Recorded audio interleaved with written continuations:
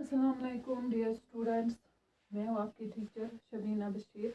हम पढ़ रहे हैं क्लास 9th फिजिक्स, चैप्टर है वर्क एंड एनर्जी। तो कंसेप्ट ऑफ वर्क हमने दिया था, उसके लिए फार्मूला भी निकाली थी। वर्क डन अगेंस्ट ग्रेविटी पढ़ी थी। जब भी फोर्स एक्ट करता है ऑन ए बॉडी ओब्लिकली तो उसके लिए कौन सी फार्मूला होती है वो भी हमने पढ़ा था। इसी तरह हमने इसमें प्रॉब्लम्स भी की थी बेस्ड ऑन वर्क डन। तो नाउ जो आज का हमारा टॉपिक है, आज हमें जो पढ़ना है that is the concept of energy. तो क्या पढ़ने जा रहे हैं आज हम? एनर्जी। What is energy? ठीक है। नाउ एनर्जी क्या होती है ये समझाने के लिए पहले हम एग्जांपल मैं दूंगी आपको कि एक पर्सन है, वो काम कर रहा है, ठीक है, वो ज़्यादा काम कर रहा है, बहुत ज़्यादा काम कर रहा है। तो आप क्या कहेंगे? शाबाश, वो जो पर्सन है उसके पास ज़्यादा एनर्जी है, इसलिए वो ज़्यादा काम कर पा रहा है, ठीक है ना। तो ऐसे ही हम बोलते हैं ना। तो यहाँ हम कहते हैं कि जो भी ज़्यादा एनर्जेटिक होगा वो ज़्यादा काम पा रहा है, दैट इज़ वो ज़्यादा वर्क डन कर पा रहा है। ये हम फिज़िक्स में भी एग्जैक्टली यही कहते हैं कि इन फिज़िक्स हम क्या कहते हैं? anything which is able to do work is said to possess energy। तो फिजिक्स में बिल्कुल ऐसा ही है, जो भी चीज वर्क डन कर सकती है तो हम कहते हैं वो वहाँ पे क्या पोजेस करता है, उसके पास क्या है? एनर्जी है। तो अगर हमें अब डेफिनेशन देनी होगी एनर्जी की, तो एनर्जी क्या होती है?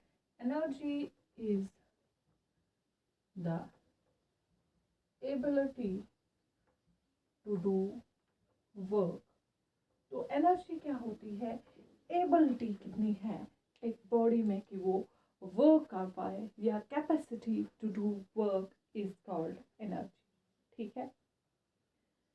नाउ अब जो एनर्जी होती है एक बॉडी के पास, ठीक है, कितनी एनर्जी एक बॉडी पोजेस करता है वो इक्वल होता है तो अमाउंट ऑफ वर्क कितनी वो करता है, ठीक है। जितनी मतलब सिंपल में आप ये याद रखेगा कि जितनी एक बॉडी के पास एनर्जी है उतना ही वो काम भी कर सकता है, ठीक है ना। तो यहाँ पे हम लिख सकते हैं द अमाउंट ऑफ एनर्जी, ये नोट डाउन करेगा, the amount of energy possessed by a body is equal to the amount of is equal to the amount of work it can do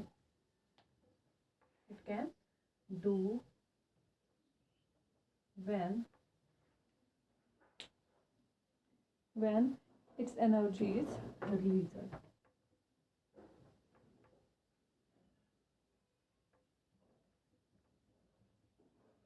ठीक है। तो हम क्या कहते हैं कि जितनी एनर्जी एक बॉडी पोजेस करता है उतना ही वो काम कर सकता है, ठीक है।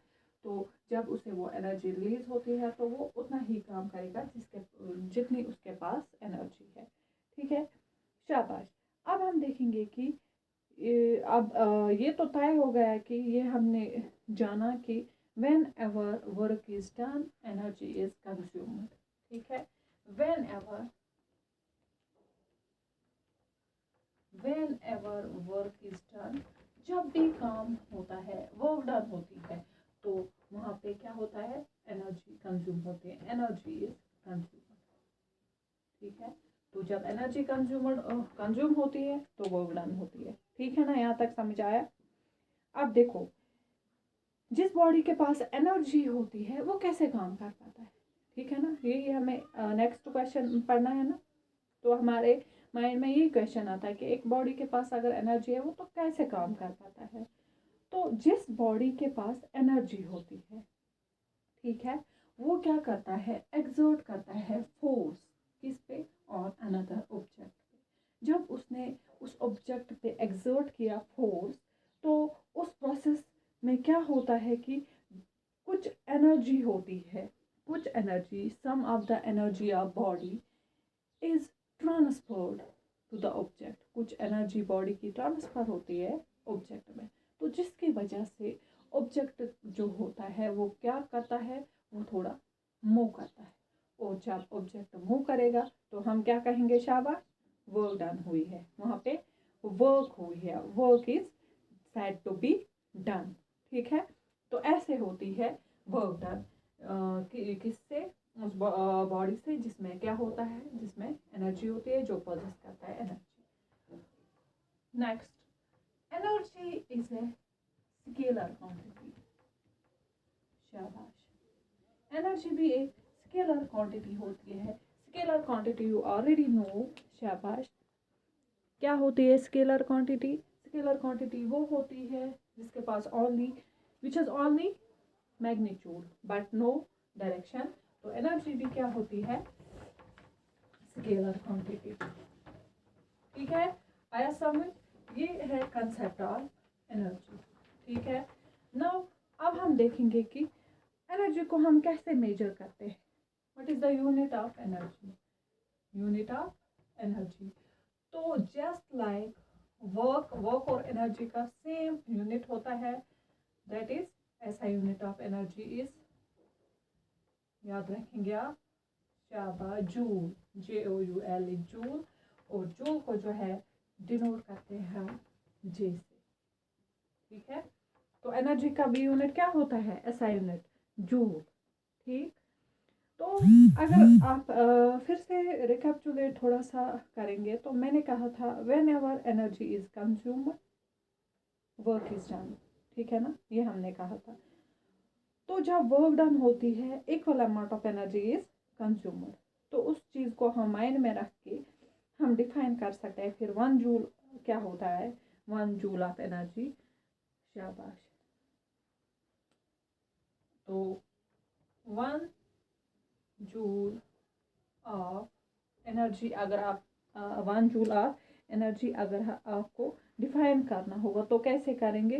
1 joule of energy is defined as the energy required to, shabash, the energy required to do 1 joule of work. 1 joule of work is called 1 joule of energy.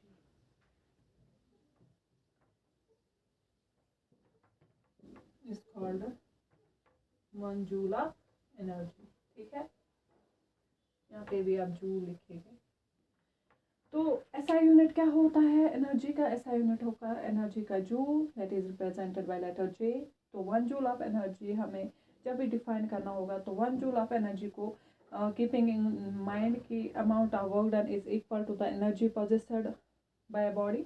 तो उस चीज़ को माइंड में रख के हम 1 जूल ऑफ एनर्जी को define करेंगे। The energy required to do 1 joule of work is called 1 joule of energy. ठीक है, तो बिगर यूनिट ये जूल होता है लेकिन स्मॉलर यूनिट ऑफ एनर्जी। ठीक है, अब जब हमें हायर यूनिट देखना होगा कि हायर यूनिट अगर हम देखेंगे एनर्जी का, तो बिगर यूनिट भी होता है। Bigger unit is kilo joule. Bigger unit of energy is kilo joule. Kilo joule. Now 1 kilo joule किसके बराबर होगा? Kilo joule represented by KJ, kilo joule. ठीक है ना, तो 1 किलो जूल किसके बराबर होगा? 1 किलो जूल होता है बराबर 1000 जूल। ठीक है, तो ये आप याद रखेंगे।